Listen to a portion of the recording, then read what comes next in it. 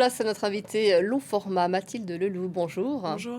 Vous êtes chercheuse et spécialiste du patrimoine et des organisations internationales, maîtresse de conférences en sciences politiques à Paris 8 et vous venez de publier ce livre que l'on voit beaucoup mieux à l'écran, Idées reçues sur les organisations internationales, histoire, fonctionnement et défis. C'est au Cavalier Bleu. Alors effectivement, dans ce livre, vous ne cherchez pas à réhabiliter les institutions et les organisations internationales, mais à comprendre leur fonctionnement. Parce qu'il faut l'avouer, ces institutions sont assez, complexes et presque devenues incompréhensibles pour le public. Oui, tout à fait. Déjà, il y a une multiplication des acronymes pour les désigner qui nuit, je pense, à leur compréhension. Et en plus, il y a vraiment une myriade d'organisations différentes avec un cœur politique à New York et tout autour des agences, des fonds et programmes qui sont multiples, très différentes les unes des autres, avec des rapports différents d'ailleurs à ce cœur politique à New York. Et souvent, on les prend comme en même temps un bloc monolithique. Mmh. Quand on dit l'ONU, en fait, on désigne une entité qui est très complexe et il faut en voir les subtilités. Et en fait, pour le voir, souvent, il faut y avoir travaillé ou au moins avoir eu la chance de pouvoir se rendre à New York. C'est vrai que cette myriade d'organisations, on va y revenir, est assez, récente, hein. Ça a quelques décennies. On a vu, ce développement exponentiel au cours des dernières décennies. Mais quand on parle d'organisations internationales, la mère de tous à laquelle on pense, même si c'est pas forcément le cas, c'est donc l'ONU et elle concentre, les critiques. On a du mal à comprendre cette, entité aujourd'hui. Oui, on a beaucoup de mal à la comprendre. Je pense qu'il y a aussi beaucoup, enfin le discours populiste nuit aussi à la compréhension de cette organisation qui, comme je le disais, est extrêmement complexe. Et souvent, ce qu'on a du mal à voir, c'est comment fonctionnent ces différents organes, Mmh. qui sont en fait ce que je mentionnais comme le cœur politique de l'ONU, c'est-à-dire le Conseil de sécurité, qui souvent focalise aussi à la fois la critique et à la fois tout un tas de fantasmes, parce que c'est justement ce cœur exécutif politique. Et en fait, ce que j'essaye de montrer dans ce livre, c'est que ça n'est que le haut de l'iceberg et qu'en fait, en dessous, il y a justement toutes ces agences, fonds et programmes qui ont elles-mêmes leurs problèmes et qui sont en fait rarement évoqués, notamment dans les médias. Vous écrivez, il existe en réalité 3 ONU, celle des États membres, celle des fonctionnaires internationaux et celle de la société civile. Ça, on le ressent particulièrement lors de l'assemblée générale où tout le monde est réuni. Oui, tout à fait. Et d'ailleurs, l'Assemblée générale reste, à mon avis, peut-être le seul organe qui a cette portée encore démocratique. C'est-à-dire que c'est un organe dans lequel un État égale une voix. Et ça n'est absolument pas le cas du Conseil de sécurité. Et c'est pour ça qu'avec d'autres collègues chercheurs, on y a accordé un ouvrage il y a quelques années pour montrer que ça restait l'organe dans lequel le monde continuait de se parler. euh, et ce qui est très différent. Effectivement, Giuliano d'Ampoli, dans L'heure des prédateurs, en parle. Il écrit: c'est le miracle de l'Assemblée générale, le dernier lieu où des gens qui n'ont pas l'habitude de se parler peuvent le faire. Il y a d'ailleurs des rencontres bilatérales entre chefs d'État, mais il y a aussi tous ces conseillers qui sont là autour et qui vont peut-être nouer des contacts qui vont être utiles ensuite pour discuter entre pays.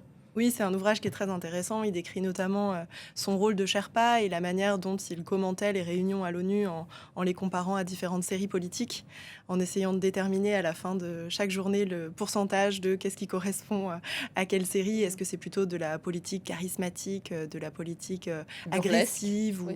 ou, Ou burlesque ou carrément. burlesque? Ça l'est beaucoup devenu avec Donald Trump notamment, Oui, après, bon, c'est pas le premier. Albert Cohen l'avait fait pour la SDN à l'époque, à hein, l'époque, et c'est de c'est manière vrai plus que c'est ancienne. intéressant de retrouver ça dans la littérature. Le Conseil de sécurité, il est très critiqué, mais il reste incontournable aujourd'hui, au point que même Donald Trump, qui ne cesse de le critiquer, cherche à rester, ne quitte pas définitivement ces Nations Unies. Oui, tout à fait. Et c'est ce que je disais dans l'importance de vraiment essayer de distinguer ce qui correspond au cœur politique et donc aux 6 organes situés à New York pour 5 d'entre eux et la Cour internationale de justice qui est l'exception à la règle qui est à La Haye.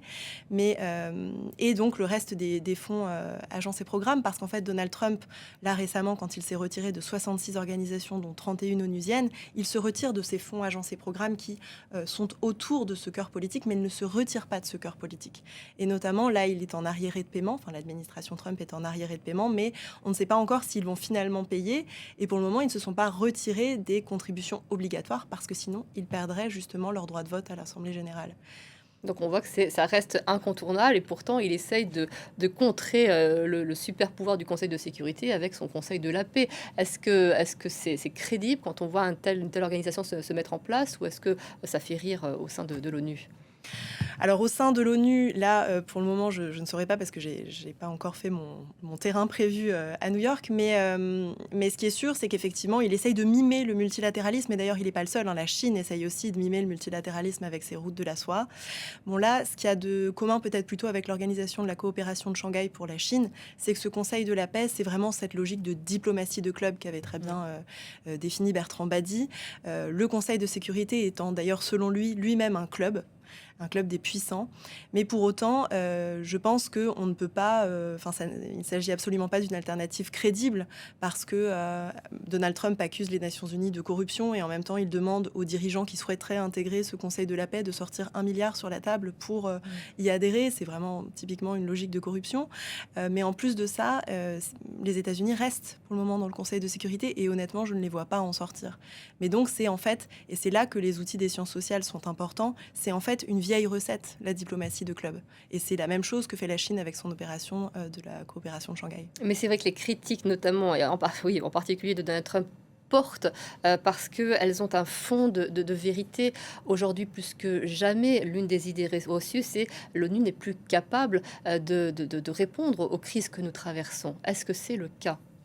Alors oui, pour ce qui est de son Conseil de sécurité, c'est-à-dire que le Conseil de sécurité, il est régulièrement bloqué sur les crises les plus graves. Et ça, c'est indéniable. Il y a eu un très grand nombre de vétos sur la crise syrienne, un très grand nombre de vétos sur l'Ukraine et sur le conflit israélo-palestinien, donc la Russie ou les États-Unis en tête. Ça avait aussi été le cas pendant la guerre froide, d'ailleurs, hein, c'est pas la première fois que le Conseil de sécurité est bloqué. Et je pense que c'est là que c'est quand même important d'aller voir ce qui se passe ailleurs dans le système des Nations Unies, parce que d'une part, pour l'Ukraine, il y a eu cette résolution Hutchison, qui est une manière pour l'Assemblée générale de contourner le Conseil de sécurité. Donc, ce ne sont pas des décisions contraignantes, mais il y a quand même une tentative de contournement. Et par ailleurs, il faut voir quand même que même si le Conseil de sécurité est bloqué, l'ONU agit quand même sur le terrain et c'est sans doute là qu'elle reste la plus importante. Quand on prend la crise ukrainienne, si on regarde l'action de l'UNESCO, du PAM, le PAM, si je prends uniquement cet exemple-là, il y a eu quand même 3,3 milliards. Programme alimentaire mondial, parce qu'on Oui, parle des acronymes. On parle des acronymes et justement, je les utilise. Mais le PAM a délivré 3,3 milliards de repas pendant la crise ukrainienne. Donc il y a quand même de l'action sur le terrain et c'est là que l'ONU reste principalement importante et c'est là d'ailleurs qu'elle est actuellement attaquée. Et c'est là, à mon avis, la critique la plus grave. C'est la coupure dans le budget. Elles prennent le relais, c'est essentiel de le rappeler effectivement. Il y a toutes ces agences qui travaillent sur le terrain. Malgré tout, est-ce qu'il n'y a pas un risque, puisqu'on voit que toutes les crises se croisent aujourd'hui, et bien que ces agences se fassent concurrence sur le terrain? Si, tout à fait. Et d'ailleurs, au moment de la création du système onusien, c'était vraiment la théorie fonctionnaliste qui primait, donc les écrits de David Mitrani notamment. Et donc cette logique, c'était la division des tâches pour essayer de faire correspondre à ce que j'appelle chaque besoin de l'humanité, c'est-à-dire la protection de l'environnement, l'accès à l'alimentation, l'accès à la culture ou l'éducation, un fonds, un agence ou un programme. Et actuellement, ce qu'on voit, c'est que finalement, il y a toujours cette logique de division des tâches, mais que fondamentalement, elles ont des mandats qui vont s'élargir parce qu'elles essayent de rester au cœur du multilatéralisme. Et si on prend la crise du Covid, il y a eu vraiment une rivalité entre les agences pour justement avoir le lead sur certaines questions. Typiquement, un exemple, c'est l'UNESCO face à l'UNICEF sur les questions d'éducation, sachant que l'UNICEF est en charge de la protection des enfants. Donc le fonds à la protection de l'enfance.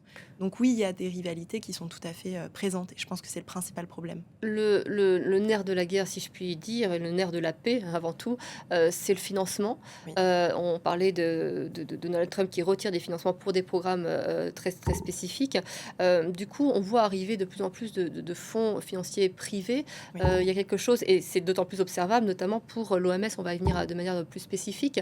Mais c'est vrai qu'on a besoin de ce financement, de ces financements, pour que ces organisations internationales fonctionnent. Oui, tout à fait. Et c'est selon moi le deuxième problème après la question des rivalités dans ce système onusien. C'est vraiment une crise économique, une crise aussi des liquidités. Et ce qu'on voit émerger, c'est le remplacement progressif de ce qu'on appelle les contributions obligatoires, qui sont donc ce qui va permettre de financer vraiment le budget régulier de l'ONU, ce qui va payer les fonctionnaires, payer toutes les dépenses de fonctionnement. Et donc là, c'est vrai qu'on voit émerger de plus en plus ces contributions volontaires qui sont fléchées vers un programme, un pays précis de la part des États. Et donc, si on prend le budget de l'OMS en 2020, on voit que c'est 80% de contributions volontaires, donc fléchées, 20% de contributions obligatoires. Et on voit tout de suite poindre le risque des États membres qui finalement prennent aussi le contrôle de ce que font les organisations internationales, limitant l'autonomie des secrétariats, là où travaillent les fonctionnaires donc. L'OMS, parlons-en, l'Organisation mondiale de la santé. La fondation Gates est devenue l'un des principaux, financeurs. Vous écrivez même, la fondation Gates est l'acteur non étatique le plus puissant, de la planète. Avec quelles conséquences? Quels risques, d'influence? Est-ce qu'il y a des garde-fous? Alors, ce qu'il faut voir et ce que j'essaye de montrer justement dans cet ouvrage, c'est qu'il n'y a pas le remplacement du secteur public par le secteur Mmh. privé. Il n'y a pas une privatisation en tant que telle des organisations internationales, tout simplement parce que ce ne sont pas des entreprises. C'est pas la logique d'actionnariat où parce que vous mettez un pourcentage dans le budget d'une organisation internationale, vous allez pouvoir avoir des droits directs. Ceci étant, avec notamment la démonstration du lien qu'il existait entre Bill Gates et Jeffrey Epstein, effectivement, il y a quand même un très grand doute et qui est tout à fait légitime et qui émerge. Et je pense qu'effectivement, ce qui est particulièrement préoccupant, c'est de voir le secteur privé monter quand même avec la fondation Gates, qui est vraiment l'exemple, c'est le deuxième Mmh. contributeur de l'OMS. Donc en fait, elle a vraiment une place d'État. Et c'est ça qui est particulièrement perturbant. Je crois que c'était Le Monde en 2020 qui disait que si on comparait son budget avec le PIB d'un État, ce serait le 91e à l'échelle du monde. Et en fait, là, effectivement, elle rentre dans une forme de logique étatique. Et ça, c'est très perturbant. Et je pense que ça touche l'OMS aussi parce que le secteur sanitaire est particulier. Il a toujours été en fait ouvert aux acteurs privés en général, Mmh. c'est-à-dire à la fois le secteur des ONG depuis le 19e siècle, mais aussi de plus en plus depuis les années 80, et c'est d'ailleurs ce qui a provoqué une forme de néolibéralisme dans ce secteur-là, une ouverture aussi aux acteurs privés, donc les fondations comme Bill Gates, mais aussi l'industrie pharmaceutique, qui est extrêmement présente dans ce champ-là. Et comme c'est un statut un peu particulier, l'industrie pharmaceutique, je pense que effectivement c'est un des secteurs où le privé a le plus de poids. Pour autant, je ne pense pas que le privé se substitue encore au public. Mais, il existe des garde-fous, une manière de contrôle? Alors, pour ce qui se passe à l'OMS, je renverrai plutôt aux travaux de ma collègue Oriane Guilbault, qui a Mmh. travaillé dans un ouvrage qui s'appelle Business Partner sur justement cette logique-là. Je ne connais pas personnellement le Mmh. fonctionnement particulier de l'OMS sur cette question-là. Non, Ouais, je pourrais pas. on ira voir ces travaux effectivement, parce que c'est vrai que quand on touche à ça et vous avez fait le lien avec, l'affaire Epstein, qui du coup interroge et on se demande quelle a été, l'influence et l'impact éventuellement de cet homme sur ensuite le financement, d'institutions, internationales. On a évoqué tout à l'heure la Cour pénale internationale. Là, on peut, assister à une évolution. On a beaucoup accusé cette Cour pénale internationale d'être une justice à 2 vitesses avec, néocolonialiste, et là, on la voit prendre le contre-pied, être, prise en main par, des pays plutôt du sud, qui s'en emparent pour sanctionner des États qui n'étaient pas forcément, on parle directement là d'Israël. Oui, tout à fait. Dans les années 2010, il y avait eu énormément de critiques de la part notamment d'États africains envers cette Cour pénale internationale suite au mandat d'arrêt déposé contre Omar el-Béchir, donc Mmh. ancien président du Soudan. Et ça avait provoqué une levée de bouclier disant que la CPI s'attaquait uniquement soit aux pays africains, soit aux pays d'Europe de l'Est. Et le mandat d'arrêt d'ailleurs contre Vladimir Poutine a d'ailleurs un peu fait ressurgir cette critique-là. Je pense que effectivement le mandat d'arrêt contre Benjamin Netanyahou a changé la donne parce que là on a un allié des Occidentaux qui est directement attaqué par la CPI, et je pense que effectivement la CPI avec ses procureurs s'attaque de plus en plus aux pays occidentaux et à leurs alliés, et je pense que là effectivement on assiste à un basculement de ce côté-là. Je pense qu'il y a vraiment une forme peut-être d'espoir du côté de la justice pénale internationale. Alors après, elle est souvent confondue avec la Cour internationale de justice, Mmh. et notamment l'ordonnance qui avait été prononcée notamment suite à une volonté de l'Afrique du Sud. Et ça, je pense que c'est très intéressant justement d'essayer de faire appliquer la Convention de lutte contre le génocide pour ce qui se passe actuellement à Gaza. Ce qui vous rend confiante, hein, à la lecture de ce livre, c'est la capacité d'adaptation, des organisations. Mais est-ce que nous avons aujourd'hui, suffisamment de recul pour être aussi confiants? Parce que c'est vrai qu'on voit Donald Trump bouleverser les choses en 1 an. Alors, je ne sais pas si je suis confiante de l'avenir du multilatéralisme. C'est perturbant. Et d'ailleurs, ce qui me fait le plus peur, c'est la crise économique. C'est-à-dire, c'est pas tant le retrait de Donald Trump. Effectivement, hein, c'est tout à fait menaçant et je veux absolument pas minimiser ça. Mais les retraits annoncés de l'OMS, de l'UNESCO, des accords de Paris, du Conseil des droits de l'homme, en fait, comme il l'avait déjà fait sur son premier mandat, il y a une forme de routinisation. Et donc on s'attendait, à la fois les chercheurs et plusieurs dirigeants d'organisations internationales comme Audrey Azoulay, l'ancienne directrice générale de l'UNESCO, il y avait une forme d'attente de ce type de retrait et du coup aussi une préparation. Ce qui est beaucoup plus inquiétant, c'est le démantèlement de l'USAID au début du second mandat de Donald Trump. Ça, c'est très inquiétant. La coupe aussi dans les fonds, ça, c'est quelque chose qui est tout à fait effrayant.